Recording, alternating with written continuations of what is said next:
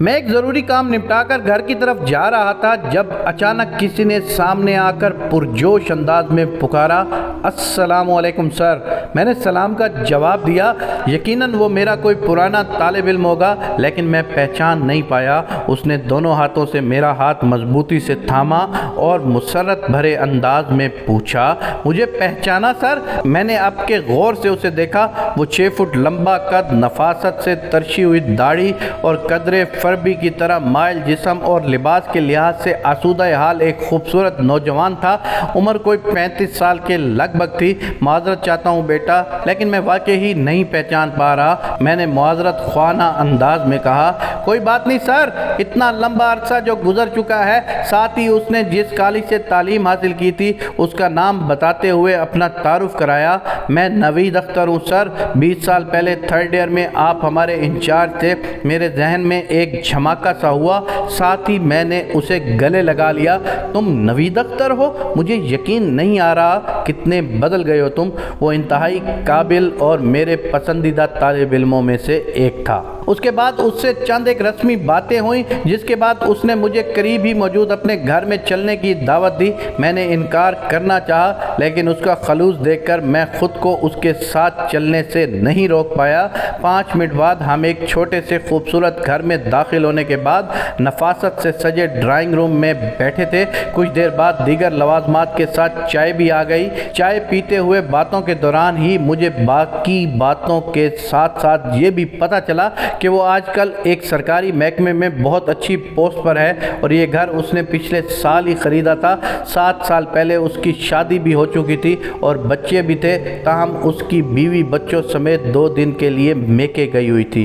میں واقعی اس کی کامیاب اور پرسکون زندگی پر دل ہی دل میں بے حد مسرور تھا۔ باتوں کے دوران اچانک اس نے جذباتی انداز میں کہا، میری زندگی میں شاید آج یہ سب کچھ نہ ہوتا اگر وہ فرشتہ صفت انسان میری زندگی میں نہ آتا۔ میں نے سوالیہ نظروں سے اس کی طرف دیکھا۔ کیا مطلب؟ کون فرشتہ صفت انسان؟ میں آپ کو تفصیل بتاتا ہوں سر۔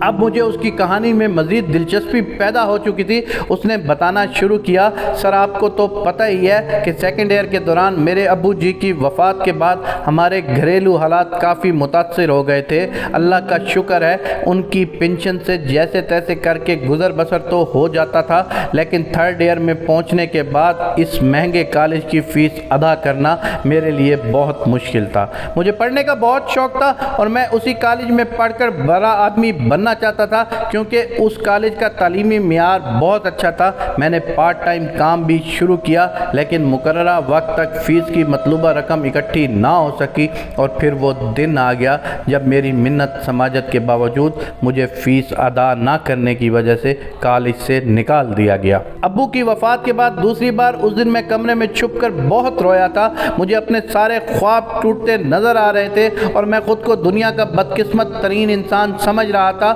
اور پھر پتہ ہے سر کیا ہوا؟ اگلے ہی دن مجھے کالج دوبارہ بلوایا گیا اور مجھے پتہ چلا کہ میری فیس ادا ہو چکی ہے۔ میں نے پتہ چلانے کی بہت کوشش کی کہ کس نے میری فیس ادا کی ہے، لیکن ناکام رہا۔ 3rd ایئر میں آپ ہمارے انچارج تھے، آپ پڑھاتے بھی بہت اچھا تھے، اور پڑھائی کے علاوہ آپ کی بتائی گئی باتیں ہمیشہ مجھے آگے بڑھنے پر اکساتی تھیں۔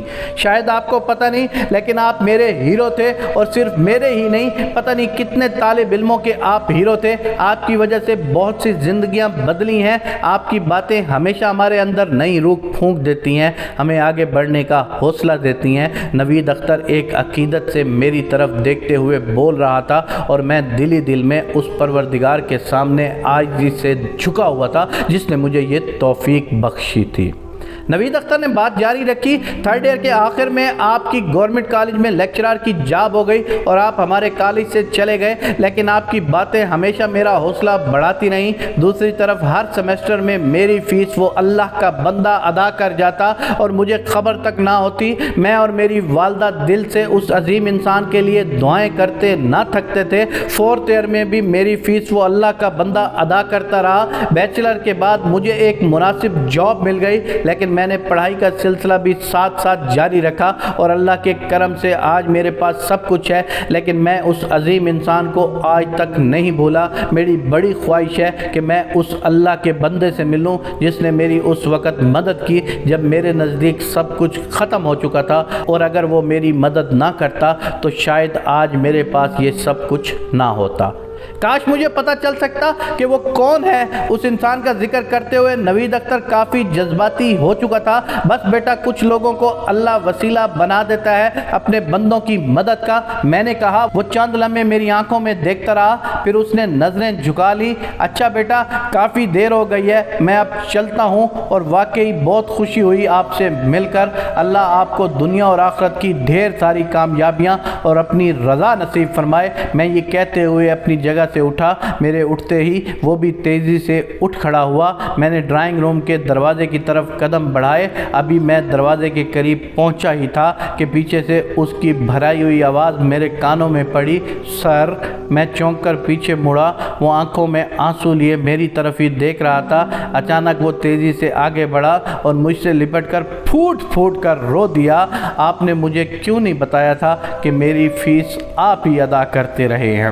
میں ہکا بکا رہ گیا۔ وہ اب ہچکیاں لے کر رو رہا تھا۔ اس نے اپنے بازوؤں کی گرفت مزید مضبوط کر کے روتے ہوئے کہا، میں نے پرنسپل سے بھی بہت پوچھا تھا لیکن انہوں نے نہیں بتایا، لیکن کل میں ان کے پاس دوبارہ گیا تھا اور ان سے پوچھ کر ہی دم لیا کہ وہ کون شخص تھا جس نے میری زندگی میں روشنی بھری ہے۔ آپ نے اچھا نہیں کیا سر، آپ کو مجھے بتانا چاہیے تھا۔ آپ ویسے بھی میری نظر میں ہیرو تھے، لیکن اب آپ کا مقام میری نظر میں اتنا بلند ہو چکا ہے کہ آپ سوچ بھی نہیں سکتے۔ وہ 6 فٹ کا لمبا جوان بچوں کی طرح رو رہا تھا۔ اپنے گالوں پر نمی محسوس ہوتے ہی میں چونکا۔ نہ جانے کس وقت میری آنکھوں سے بھی آنسو نکل آئے تھے۔ ایک چھوٹی سی کوشش نے کسی کی زندگی کو اتنا بدل دیا تھا کہ میرا ہر انگ اللہ کے حضور سجدہ شکر ادا کرنے کو تڑپ رہا تھا۔